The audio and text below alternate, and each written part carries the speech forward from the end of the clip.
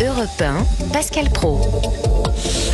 Jean-Marie Poiret était notre invité aujourd'hui pour son livre « Rire est une fête ». Mais c'est vrai, Jean-Marie Poiret, au moment où vous êtes entré dans ce studio, et c'est toute la difficulté de l'actualité, c'est compliqué de venir rire, ou en tout cas parler de légèreté après l'information que nous avons entendue et développée depuis une demi-heure. Et en même temps, c'est ce que nous allons faire ces prochaines minutes. Mais vous êtes entré vous-même dans le studio et cette actualité, elle vous intéresse. Oui, bien sûr. Et puis j'adresse mes condoléances aux familles, parce que c'est déjà, il y a la mort des gens, mais il y a aussi leurs familles qui sont aussi décapitées, en fait. Donc c'est vraiment très triste. C'est vrai que c'est... On se sent presque gêné de raconter des histoires de bonne humeur après ce genre de choses. Et c'est un livre que vous avez écrit et qui a beaucoup de succès, ce livre. Et oui, qui montre aussi combien la société a envie, a besoin de sourire et de légèreté. Et puis il y a quelque chose que vous faites comme personne, c'est que vous avez l'art de raconter. Vous êtes un conteur à l'ancienne, et dans la vie et dans un livre. Et ça fourmille d'anecdotes. Et on n'aime rien tant que les anecdotes. Mais d'ailleurs, c'est un fonds de commerce pour moi, parce que c'est vrai que jamais mes films n'ont mieux marché qu'en période de crise. Vous savez, même pendant comment marchait le cinéma pendant la guerre de 40, par exemple, les cinémas étaient pleins tout le temps. C'est-à-dire que quand même, il y a aussi un besoin pour les gens de ne pas rester tout le temps. Et d'ailleurs, une chose qui se passe, que tout le monde a vécu, on rit beaucoup aux enterrements. Je veux dire, le malheur et le rire sont en fait assez mêlés, parce que je ne sais pas qui disait le rire c'est une politesse, mais c'est vrai qu'on cherche tout le temps quelque chose à se raccrocher, parce que la vie a des tas de choses épouvantables. Ce matin, je vois dans les actualités un mec qui a donné à manger des saucisses à des chiens bourrés de clous pour les tuer. Vous êtes là, vous dites, mais c'est pas possible, quoi. Comment on peut... C'est ignoble pour faire une chose pareille, d'attaquer des bestioles qui n'ont rien demandé. Bon. Donc, et il y a aussi les malheurs de la vie. Moi, par exemple, j'ai perdu mon petit frère, et pendant que j'écrivais Les Anges Gardiens, et vraiment, ça a été une bénédiction pour moi d'écrire ce film, qui est une comédie, parce que ça m'empêchait de penser à ce deuil terrible. Et pendant toutes les heures de travail, c'était un soulagement, en fait, c'était comme une médecine. On dit par exemple que les acteurs qui jouent le soir, Michel Serrault qui joue le soir de la mort de sa fille, mais il a dit pareil, il a dit c'était fantastique pour moi, parce que c'est un jour on perd un enfant, il n'y a pas pire que de perdre un enfant, et donc il dit j'aurais fait quoi, j'aurais pu me suicider. Non mais c'est inimaginable, surtout qu'il jouait la cage aux folles, d'imaginer de perdre ta fille le matin et de jouer la cage aux folles le soir. Il y a Jean-Paul Belmondo également qui avait joué le jour de la mort de sa fille. Il se trouve qu'il était sur scène, fille qui était décédée dans un incendie il y a 30 ans. Et il jouait, je crois que c'était Tailleur pour Dames d'ailleurs, qui jouait au théâtre. Et il jouait le dimanche après-midi, il me semble que c'était ça qu'il jouait. Et il avait joué. Donc ça nous paraît toujours étonnant. Et puis il y a Michel Audiard qui écrivait, je crois, L'Incorrigible. Et pendant L'Incorrigible, son fils était mort dans un accident de voiture. Et il avait écrit... Vous avez connu son fils? Très bien, oui. Et il avait écrit ensuite un roman très célinien, d'ailleurs, Le jour, magnifique. La nuit et toutes les autres nuits, chef-d'œuvre, en fait, en réalité. Ouais. Un vrai chef-d'œuvre. Mais c'est... Bon, voilà, c'est la vie. La vie est faite de deuil et la vie est faite de joie. Et en fait, il faut vraiment faire attention à profiter des joies quand elles sont là, parce que ça part très vite. Mais justement, lorsqu'on vous rencontre, on a immédiatement envie de vous parler de certaines personnes que vous avez croisées et de dire, comme on vous le dit peut-être dans un dîner, mais comment était-il? Oui. Justement, vous avez parlé de Michel Audiard, que je me place très haut, parce que c'est un moraliste, Michel Audiard. Quand, dans Garde à vue, il dit « Les médiocres ne pardonnent jamais à l'un des leurs de réussir », ses chants forts. Alors, paraît-il qu'il piquait de temps en temps. Il lisait beaucoup. Voilà. Et puis il remettait, mais comme tous les artistes. Tout le monde pique. Tout le monde pique. Mais il y a quelque chose chez lui qui va bien au-delà du simple dialogue que certains disent. Un être absolument merveilleux. Moi, j'ai adoré cet homme. Vous avez travaillé avec lui ? Oui, c'est mon père de cinéma, en réalité. Mon père était producteur de films, Alain Poiré, un producteur légendaire, mais il n'avait pas du tout envie que je fasse du cinéma. Et d'ailleurs, un jour, j'ai jamais su, parce que un jour, j'ai demandé à Michel, mais pourquoi tu m'as engagé? Il m'a raconté un truc qui était du pipeau. Il mentait beaucoup, déjà, de toute façon. C'était son métier professionnel. Mais c'était pas vrai. Et alors, un jour, j'ai dit à Jacques Audiard, son fils, j'ai jamais su pourquoi ton père m'avait engagé. Et il m'a dit très drôlement, je crois que c'était pour faire chier le tien. Bon. Mais ce qui est incroyable chez Audiard, c'est que lorsque tu l'entends en interview, il a la même verve, la même intelligence. Oui. Une rapidité d'esprit. Oui.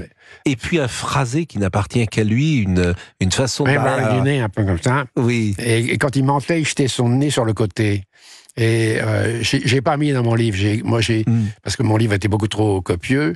Et donc j'ai retiré 60 pages que j'avais écrites sur lui, parce que j'ai connu Michel comme personne. Et t'as envie, lui, c'est une grande figure en plus qui était à l'époque mis de côté, qui un génie, un vrai génie. En fait. Et comment vous expliquez qu'à cette période-là, personne n'ait vu précisément qu'il était un génie? C'est valable pour tout ce qui a trait à la comédie, honnêtement. Non, c'est pas vrai. Par exemple, pour Clavier et pas pour vous. Tout le monde sait, vous. Quand Clavier a du succès. Je vais vous trouver quelques critiques, vous allez peut-être changer d'avis, parce que j'ai quand même eu le droit, par exemple, pour le Père Noël, à finira dans les poubelles du cinéma. Donc, non, j'ai quand même eu le droit à, quand on n'a rien à dire, on fait pas de film. Non, les gens ont été très cruels. Il se trouve que moi, je m'en fiche un peu. C'est pas vrai totalement, ce que je dis. Personne ne peut être insensible à une mauvaise critique. Mais en même temps, quand j'étais gamin, je voyais chez mon père arriver des metteurs en scène, en Ferrari déjà, avec des très jolies femmes à côté. Donc pour moi, c'était le top du top de ce que je pouvais rêver. Une Ferrari, une jolie fille, c'était fantastique. Donc je voyais arriver ces mecs-là, et donc il y avait du pognon qui réussissait très bien. Et après, ils étaient là en train de pleurnicher parce que je ne sais pas qui, dont on ne connaît même pas le nom aujourd'hui, avait dit que c'était pas bon. Et je me souviens d'Henri Verneuil, je lui avais dit, mais Henri, qu'est-ce que c'était à foutre de l'opinion, ce mec-là? Bon, quand ça a été pour ma pomme de prendre des critiques dans la tronche, et alors je vais vous faire un truc assez marrant, c'est que des années plus tard, quand j'ai sorti Les Visiteurs, j'étais un soir dans un restaurant, et Henri Verneuil, qui a complètement oublié, qui me connaissait très bien, arrive, se présente, et il me dit, Jean-Marie, votre succès me fait un plaisir, parce que il dit, ils ont pratiquement eu ma peau, mais maintenant je me dis, il y a de nouveau quelqu'un qui les emmerde. Voilà. Non, mais Verneuil, il a fait quand même des films qui ont marqué le cinéma français. Bien sûr, un grand metteur en scène. Voilà, moi j'ai revu, alors il se trouve que j'ai revu en plus il y a quelques jours Mélodie en sous-sol, qui est peut-être un chef-d'œuvre. Oui. Bon, et qui est un film qui a 60 ans. Avec une des plus belles répliques du cinéma, avec Delon qui disait, la mère disait, tu me feras mourir de chagrin. Oui. Et comme ça, on ne retrouvera pas l'arme du crime, il disait. Exactement, au tout début du film. Oui. Et puis, il y a également un moment, un échange, c'est extraordinaire, avec Doradol au bar. T'inquiète pas, Totoche. Te fatigue pas, Totoche. Oui. On est du même monde. Voilà. Te fatigue pas, Totoche. Non, mais Audiard, c'est un... Non, mais Gabin est formidable aussi dans le film, parce que Gabin, il a juste à être présent. Alors, d'autres personnes, par exemple, dont vous parlez un peu, et moi, j'ai envie que vous nous parliez de lui. Jacques François. Jacques François, par exemple, que vous avez fait tourner et dans Papy, et dans cette scène incroyable du Père Noël. Dans presque tous mes films. Hein. Mais dans le Père Noël, avec son costume blanc, le smoking, et qu'il... qui est venu gratuitement. Parce qu'en fait, il voulait jouer, il a été voir la pièce, le Père Noël est une ordure au théâtre, il avait adoré ça, il avait dit, moi j'aimerais beaucoup jouer avec vous. Et donc, on lui avait écrit ce rôle, et le producteur n'avait pas du tout prévu un cachet important, parce que Jacques était une très grosse vedette de théâtre. Et donc, il avait un agent qui demandait des cachets copieux. Bon, même pour une journée, pour 2 journées, il fallait qu'il ait un cachet comme il avait au théâtre. Et c'était pas prévu. Et alors, le soir, j'avais dit au producteur, mais quand même, c'est un grand bonhomme. Il dit, oui, mais moi, j'ai pas prévu ça au budget, mon vieux. Ben, c'est pas grave, je vais lui proposer ce qui était prévu pour le budget. Bon. Et le soir, on me dit, c'est Jacques-François au téléphone. Il me fait, Jean-Marie, je ne viendrai pas pour un pourboire. Alors, donc, je vais venir à l'Œil. Voilà. Et il est venu à l'Œil. Et d'ailleurs, c'était très choquant parce que je me suis aperçu après qu'il n'avait même pas été invité à l'avant-première du film. Et c'est drôle parce que cette scène-là, dans une pharmacie, où il part chez Castel, exactement, où il joue avec d'ailleurs une jeune femme que j'ai croisée après parce qu'elle est maquilleuse aujourd'hui, cette jeune femme. Bien sûr, elle était maquilleuse à CNews, je la voyais régulièrement, et à chaque fois, on se faisait tous régulièrement maquiller par elle, et puis on lui rappelait qu'elle était dans Bijou. Exactement, Bijou. Elle avait fait un... Et Jacques-François fait partie. Alors moi, j'ai le sentiment, mais parfois on me reproche mon passisme, qu'il y a dans cette génération de comédiens une épaisseur, et qu'on voit très bien dans Papy avec tous ces... Je parlais l'autre jour avec vous de Julien Guillaumard.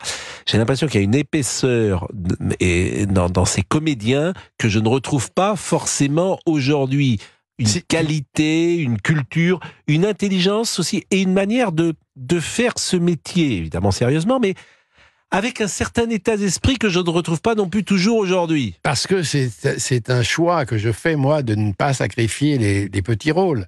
Et c'est une bataille, parce que c'est beaucoup d'argent pour des petits rôles. Mais moi, je prends toujours des acteurs de théâtre. Jacques-François a créé Pinter, c'est un acteur prodigieux. Et donc, c'est merveilleux qu'ils viennent pour dire 3 répliques. D'ailleurs, il me le reprochait beaucoup, parce que c'était un mélange de... Parfois, il était un petit peu aigri tout à coup. Son meilleur ami était Noiret, qui était une énorme star de cinéma. Lui était une vedette de théâtre, mais au cinéma faisait des seconds rôles. Et alors, bon, d'ailleurs, il me disait, c'est incroyable, on me parle que de ta réplique, là, c'est de la merde, alors que j'ai créé Pinter. Bon, voilà. Et les gens ne connaissent que ça. Ils me parlent, bon, si vous avez fait, c'est de la merde dans le film de Jean-Marie Poiret. Voilà. Donc, mais non, mais c'est terrible. On va marquer une pause, mais c'était vrai aussi, par exemple, Michael Lonsdal, qui a une carrière quand même assez importante, et notamment au théâtre. On ne lui parlait toujours que du professeur qu'il avait joué dans Hibernatus.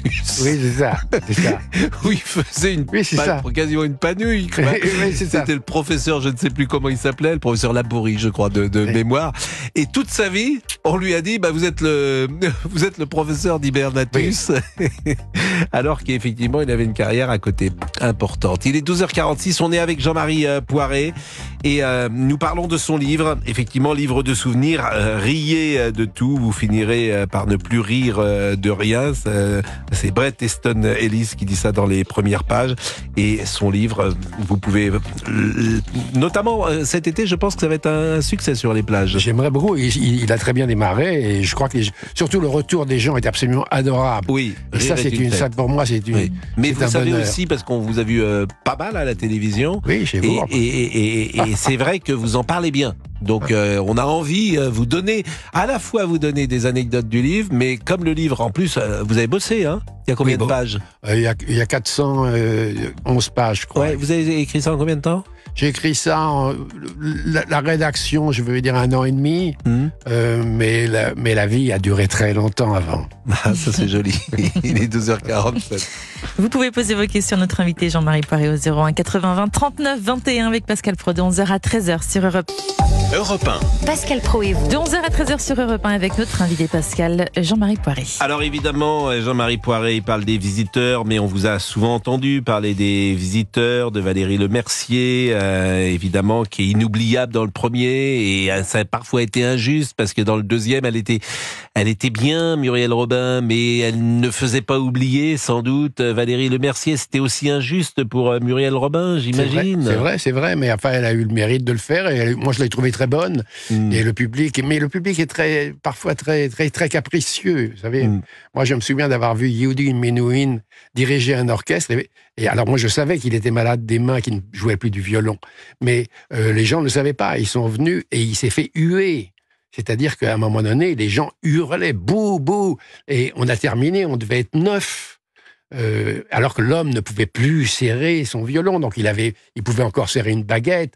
Donc moi, ça m'a foutu, j'étais en larmes de l'injustice du public qui n'avait pas compris que le type pouvait pas jouer du violon. Mais les gens veulent quelque chose et ils veulent que vous le fassiez. Vous parlez des visiteurs en Amérique et vous dites « J'ai été très malheureux sur ce film dont l'insuccès a eu des conséquences désastreuses pour ma carrière ». Oui. Pourquoi ça a eu des conséquences désastreuses pour votre carrière ? Parce que on dit toujours vous valez ce que vaut votre dernier film. Donc comme ça n'a pas marché, on a dit bon c'est terminé. Et puis je crois que j'ai eu le tort d'expliquer, de faire le porteur de mauvaises nouvelles quand généralement on décapitait à Rome, il me semble, en disant le film ne marchera pas parce qu'il n'était pas très bon. Il avait des qualités d'ailleurs, mais il n'était pas très bon. Et j'aurais pas dû dire ça. J'aurais dû faire comme tout le monde. On va attendre que ça marche. Mais voilà, c'est vrai, c'est plus que je suis resté à peu près 17 ans sans travailler. Vous parlez également de Claude Berry. Et moi, j'ai une passion pour Claude Berry et certains films, notamment comme un moment d'égarement, qui est une pépite. Comme un film également qui s'appelle Je vous aime. Je ne sais pas si oui, les uns et les autres connaissent. Et je trouve qu'il y a un côté un peu chez lui chronique, sautet, qui existe et il n'est pas forcément perçu comme ça. Le vieil homme et l'enfant qui a eu un Oscar, qui est un chef-d'œuvre. Exactement. Mais alors vous dites une chose qui m'a étonné. Claude Berry était faible avec les acteurs. Oui. Alors ça m'intéresse beaucoup parce que ça veut dire quoi ? Ça veut dire qu'il ne faut pas être faible avec les acteurs. Vous par exemple, vous n'êtes pas faible avec les acteurs ? Je suis parfois obligé. J'ai un faible pour les acteurs. Oui. Bon, j'ai un faible pour les acteurs. Non, mais cette phrase, elle veut dire quelque chose. Mais en même temps, je crois pas. Il y a une personne qui a une vision, donc il faut aussi que les interprètes rentrent dans cette vision. Voilà. Et Claude, qui avait été acteur, qui était d'ailleurs pas un mauvais acteur, était très complexé par rapport aux vedettes, parce qu'il n'avait pas réussi comme acteur. Donc, quand il y avait des vedettes en face de lui, il avait la pétoche. Et d'ailleurs, Claude avait assez facilement la pétoche de la société, d'une certaine façon.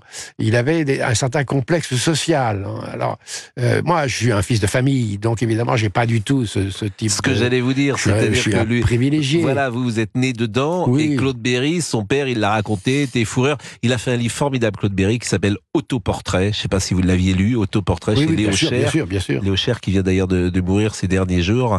Et ce livre est absolument formidable. Mais effectivement, donc c'est pour ça, dites-vous, qu'il était peut-être un peu faible. Mais faut les rudoyer sans doute les acteurs. En tout cas.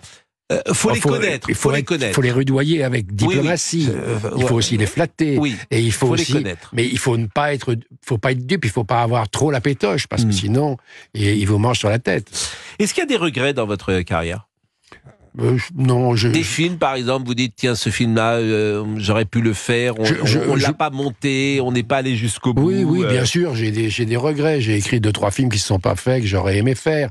Mais si vous voulez, il y a un moment donné où il ne faut pas pleurnicher. Moi, je suis pour la politique du verre à moitié plein contre celle du verre à moitié vide. Donc, je ne peux pas me plaindre de ma carrière qui est absolument vertigineuse. Si on m'avait dit, déjà, quand j'étais enfant, que je vivrais toute ma vie d'un travail de cancre, j'aurais... C'est pas un travail de cancre, et vous le savez bien.